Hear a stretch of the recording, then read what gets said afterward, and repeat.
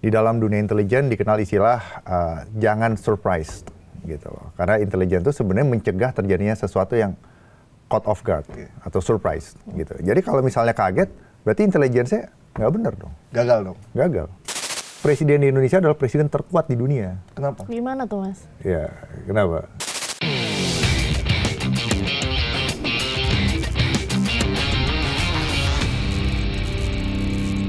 Assalamualaikum warahmatullahi wabarakatuh. Apa kabar Anda? Semoga kabar baik-baik saja. Apakah Indonesia baik-baik saja? Insya Allah baik ya. Bismillah, insya Allah baik ya. Terus kembali lagi di podcast Bikin Terang. Ada saya Gaib Marzusigit dan teman saya. Dan saya Diandra Mukni. Kita hari ini ada apa nih Mas Gaib? Ini ada tamu yang kemarin ngomong sesuatu yang nggak biasa diomongin. Tiba-tiba dia bilang perlu ada security clearance terhadap orang-orang yang ada di sekitar Pak Prabowo. Ada kemudian hari ini nih? ada lagi satu lagi yang dia bicara adalah perlu apa ya, revisi presidential office. Buset dah.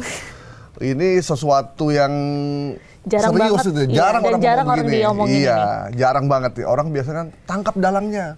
Ada yang nggak loyal pasti di situ. Nah, tapi sebetulnya akar permasalahannya ini apa gitu ya, kan? Nah, kita harus bikin terang nih supaya lebih detail. Nah, hari ini kita sudah bergabung sama Bikin Terang. Hari ini ada Mas Wibawanto Nugroho Wibowo, dia pakar politik dan keamanan nasional ya. Ya. Halo Mas, apa kabarnya? Baik-baik. Profesor loh ini. Profesor. Belum profesor. Oh, hampir. Widodo belakangnya Widodo. Widodo. Wibawanto Nugroho Widodo. OO semua ya. Tapi ini Solo apa mana Mas? Mangkunegaran. Oh, Mangkunegaran. Solo dong berarti ya? Iya. Waduh. Sama-sama orang Solo. Aku juga orang Solo Mas. Sama kayak Pak Jokowi dong ya? Tapi saya lahir di Jakarta. Oh, lahir di Jakarta. Bapak saya yang lahir di Solo. Oke, Mas, sebelum kita bahas soal security clearance, ini yang mau jelasin tuh apa? Revisi presidential office. Ntar. Ini kita bahas dulu. Ini ada situasi di mana publik kaget, mungkin negara juga kaget, tiba-tiba ada aksi, kemudian aksinya jadi meluas. Yang meninggal nggak nanggung-nanggung cuma 9 orang. Ada 9 orang. Polisi juga jadi korban. Dan aksi yang tadinya biasa akhirnya jadi sesuatu yang ricuh sekali di seluruh Indonesia. Pak Prabowo bilang ini udah mengarah pada makar dan teroris. Bagaimana Anda meng-capture itu? Oke, terima kasih Mas Gaib dan Mbak Diandra ya. Jadi saya mau berangkat dari suatu framework yang secara objektif membantu kita untuk bisa melihat permasalahan itu secara benar dan melihat pola sehingga kita bisa memprediksi keadaan ke depan seperti apa. Itu yang penting. Jadi fenomena sosial ini harus kita lihat secara objektif ya.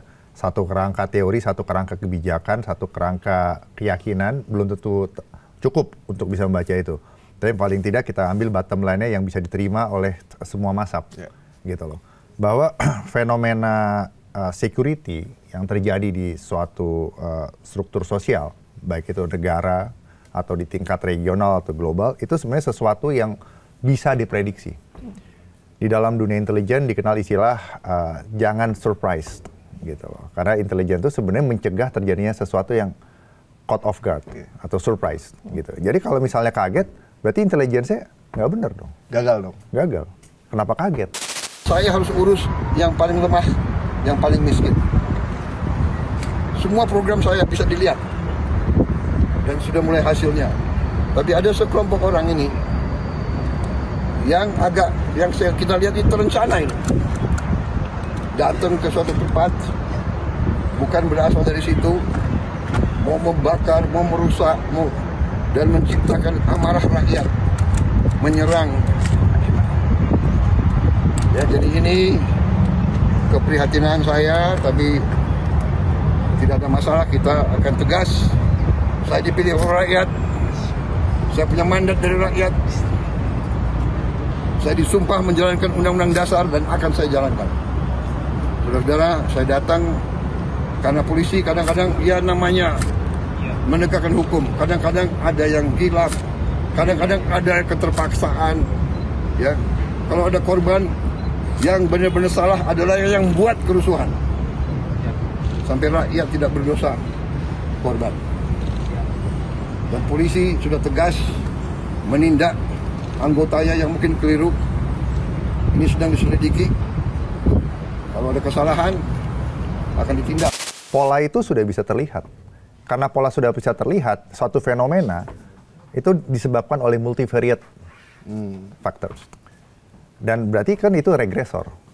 Nah, jika ini muncul, ini muncul, ada kausalitas, korelasinya besar, semakin tinggi ini, berarti chance itu terjadi lebih awal, lebih besar. Fenomena dependent variabelnya kan. Ya. Nah, jadi yang terjadi sekarang ini bisa dijelaskan pakai satu teori namanya social movement. Pergerakan yang melibatkan lebih dari 1, 2, 3 individu. Ya. Yang tujuannya adalah mengubah status quo atau mempertahankan status quo. Mengubah atau mempertahankan. Berarti ada dua ya, gitu. Nah, sistem pemilu di Indonesia itu kan diharapkan menghasilkan pemerintahan yang diberikan hak untuk 5 tahun coba menjadi pelayan rakyat untuk bisa mencapai satu tujuan, ya kan? Ya either dia mau mengubah atau dia mempertahankan status quo. Dia nggak bisa in between. Yeah. Nah itu dulu satu. Ya. Nah yang kedua, dari sisi people as a whole, negara tuh nggak akan ada yang bisa berhasil sehebat apapun pemimpinnya, gitu, atau partai politik yang menjalankan itu jika tidak ada collective will. Makanya dikenal ada seperti kalau di negara parlementer, parlemen dibubarin. Karena kepercayaan rakyat itu atau legitimasi atau public trust itu udah nggak ada. Nah, jadi kalau kita bicara seperti ini, berarti ini adalah social movement, gitu loh. Ada masyarakat yang mempunyai grievances sebenarnya. Ada ketidakpuasan ekonomi, sosial, dan politik yang harusnya sudah di-captured oleh Presiden terpilih 2024 Oktober. Ekonomi, sosial, politik. Grievance-nya apa? Nah, grievance ini berusaha disalurkan. Tetapi pada saat mau menyalurkan itu, ya ada kendala-kendala gitu di dalam pelaksanaan. Ada sistem yang tidak bisa menampung sepenuhnya karena ketidaksempurnaan sistem itu gitu. Nah, jadi kalau dalam teori demokrasi mengelola perbedaan pendapat dalam demokrasi itu ada yang pertama adalah mengelola perbedaan dengan cara persuasif. Jadi benar-benar menggunakan cara yang demokratis di parlemen, di media massa, di ruang publik gitu. Nah, tapi biasanya aktor negara itu tergoda untuk melakukan yang namanya political pressure dengan menggunakan instrumen biasanya politik dan hukum. Misalnya informasi yang diberikan itu terbuka tapi tidak benar, artinya manipulatif. Gitu loh. Penegakan hukum tidak dilaksanakan dengan baik sehingga kehilangan kepercayaan. Nah, biasanya aktor non negara itu melawan juga, gitu, melakukan countermeasure untuk menghadapi political pressure dari pemerintah. Akhirnya mereka tidak percaya lagi dengan mekanisme yang ada, turun ke jalan, gitu misalnya. Nah, kalau diterusin lagi, sementara negara juga tidak memperbaiki diri, dia akhirnya kekerasan yang terjadi. Karena biasanya political pressure itu akan turun satu grade lagi menjadi political violence. Yang kemarin Pak Prabowo sampaikan, awas nih terorisme, awas nih insurgency. Ya akhirnya mereka melawan dengan yang disebut dengan non-state actors, terrorism. Melawan negara dengan cara-cara yang di luar mekanisme dan sudah menggunakan kekerasan. Yang ekstrimnya lagi, bukan hanya melakukan teror aja karena frustasi, tapi juga pisah saja dari negara itu. Teror itu sebagai satu cara aja. Nah, akhirnya negara melakukan counter teror dan melakukan counter insurgency. Turun lagi, itu adalah civil war. Turun lagi, disintegrasi gitu. Nah, itu. Nah, social movement itu muncul karena adanya saluran yang tidak bisa menampung semua aspirasi itu. Gitu. Nah, katakanlah yang melakukan social movement itu ada dari 200 juta tuh 100 juta. 100 juta. 100 juta mungkin diadres sedikit, dikasih, ini solusinya begini, dikasih jawaban gini. Mungkin hanya 10 juta yang puas. Yang 90 juta masih belum puas. Dia lanjut. Gitu. Yang 90 juta ini lanjut, ya, tiba-tiba ada trigger. Nah, trigger kan. Nah, trigger itu akhirnya memunculkan gerakan yang mulai tidak terkontrol. Nah, di situ juga ada ideologi yang bisa dikatakan radikal. Radikal itu artinya radi kembali ke akar. Ini kita kenapa sih bernegara? Ini harus ada yang di-reset nih. Harusnya dibenarkan nih. Sudah terlalu kacau nih. Dikasih tahu baik-baik nggak bisa. Di-persuade nggak bisa. Di-pursue lewat pengadilan, takut semua hakimnya misalnya. Ya sudah, gitu loh. Itu suasana yang sudah tidak baik sebenarnya. Nah, dari situ eksploitasi lewat social network. Solidaritas, ketersambungan perspektif, sampai akhirnya kerelaan untuk melakukan gerakan bersama. Apalagi sekarang era cyber sangat gampang terkoneksi itu untuk melakukan satu aktivitas. Nah, dari rangkaian ini sudah menjadi multi-actor social system gitu loh. Nggak bisa lagi dibilang sebagai suatu drama yang saya bilang kemarin. Bahwa jika ada aktor ini mau outcome-nya begini, seorang presiden pun nggak bisa dia secara mutlak mengatakan, saya bikin skenario gini ya, nanti akan jadi gitu. Nggak bisa. Karena hidup ini, apalagi dalam sistem politik demokrasi, dan juga apalagi dalam dunia yang semakin terkoneksi, itu sebenarnya seorang pemimpin negara, politisi, strategis, apapun itu semakin dibilang ilusionis. Kita nih dibilang ilusionis. Artinya kemampuan kita secara pribadi untuk mengontrol outcome dari apa yang kita buat sekarang tuh semakin berkurang, Mas.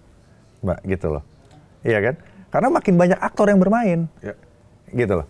Nah, kalau udah kayak gini, nggak bisa dijelaskan pakai drama. Ya, ini adalah strategi yang terimplementasikan dalam fenomena politik. Gitu loh. Nah, di situ tidak linear, karena multi-actor. Ya kan, yang saya jelasin kemarin kan, di mana akhirnya setiap aktor itu dia bertindak, ada aksi reaksi, menyesuaikan diri, akhirnya terjadi chaos. Nah, dari chaos itu akan ada order baru pasti. Jadi nggak berhenti tuh ya?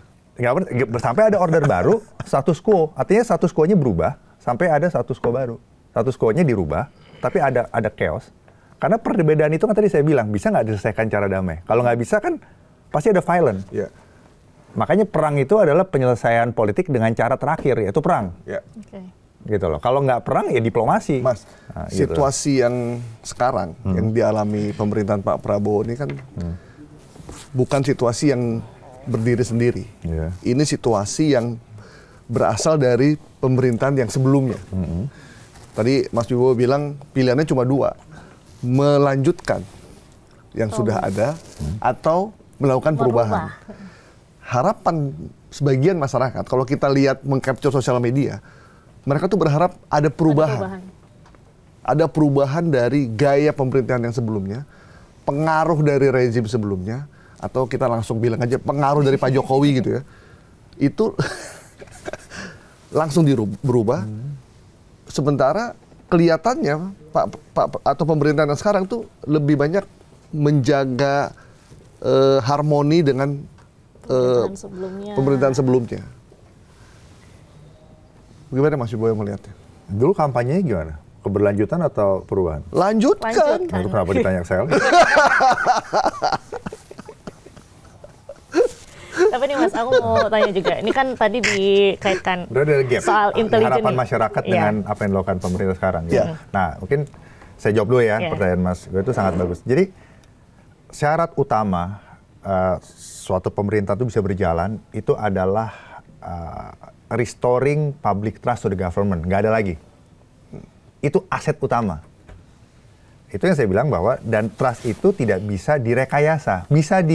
Saya kemarin bilang tidak bisa di-engineer, tidak bisa direkayasa, tapi bisa diupayakan, dikomunikasikan. Tapi tidak akan sustainable jika itu dilakukan dengan fake. Jadi harus organik, natural, bisa dipercepat. Gitu loh. Jadi ada proses interaksi antara harapan masyarakat dan keterbukaan pemerintah, konsensus, jalan. Ada wilayah-wilayah di mana pemerintah mungkin tidak bisa terlalu banyak berdiskusi, harus mengambil keputusan. Tapi karena udah ada legitimasi yang kuat, biasa ruang toleransi dari masyarakat itu besar juga. Nggak apa-apa, biarin aja. Bener kan? Bener. Nah, itu. Jadi tugasnya pemerintah itu melakukan yang benar dan berkomunikasi dengan tepat.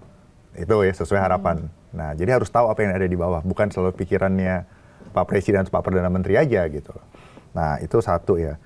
Nah, setelah itu, baru di era damai ini, yang sebenarnya adalah era dalam perspektif global, itu sebenarnya satu negara dengan negara lain itu bertarung secara irregular. itu sebenarnya ada peperangan yang tidak terlihat gitu. Competition irregular gitu loh.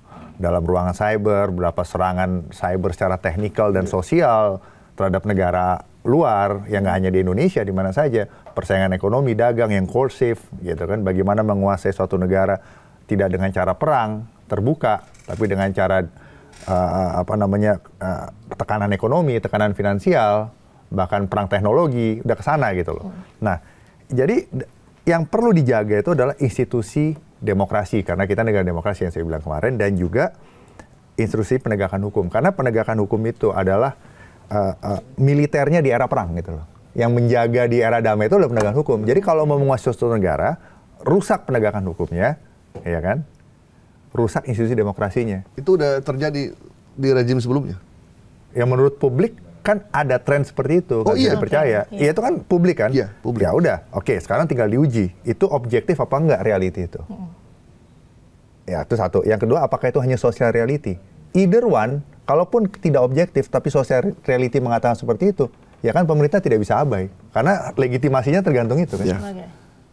Mau dibilang Kapolri itu sangat berprestasi segala macam, saya nggak ada masalah pasti gitu. Juga nggak kenal juga gitu. Gitu. Sama-sama tahu aja paling kan gitu. Tapi kan publik harapannya apa? Dan permintaan publik itu sensibel nggak? Nah kalau sensibel kenapa nggak dikasih? Misalnya kan gitu. Benar kan Mas ya? Benar, jadi benar. akhirnya itu menjadi masalah legitimasi. Pak Prabowo jadi sulit untuk menjalankan. Kenapa? Karena kunci utama kita bisa menjalankan national strategi kita sebagai jalan adalah collective will. Collective will ini nggak terbentuk. Nggak terbentuk gitu. Nggak terbentuk gitu. Nah yang ketiga, yang terakhir itu adalah dari diri, kalau di Indonesia karena sistem presidensial, ya dari presidensinya itu sendiri. Karena saya sudah terangkan sebelumnya, presiden di Indonesia adalah presiden terkuat di dunia. Kenapa? Gimana tuh Mas? Ya, kenapa? Dibandingkan Amerika aja, Amerika negara apa tuh? Demokrasi. Negara serikat. Kita kesatuan. Ya. Berarti 80% kekuasaan ada di pusat, 20% di negara bagian atau di provinsi. Kalau negara serikat cuma 50. Rusia semi presidensial. Jadi lebih kuat Prabowo daripada Putin gitu Mas? Iya teorinya.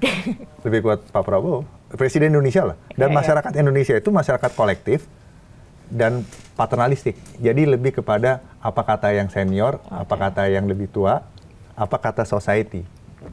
Ya udah. Jadi sebenarnya sangat powerful dong presiden kalau mau bikin apa-apa. Ya kalau di Amerika aja presiden itu lebih banyak sekali batasan presiden. Saya nggak usah kasih kuliah mengenai American presidency di sini gitu loh.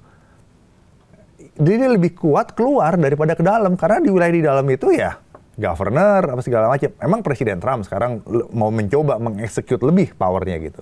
Tapi tetap aja tidak sepowerful presiden seperti negara Indonesia, apalagi masih berkembang masyarakatnya. Apalagi sampai mengatakan kalau ini bapaknya presiden, anaknya, cucunya tuh masih titisan. Masih ada berpikiran misis gitu kan.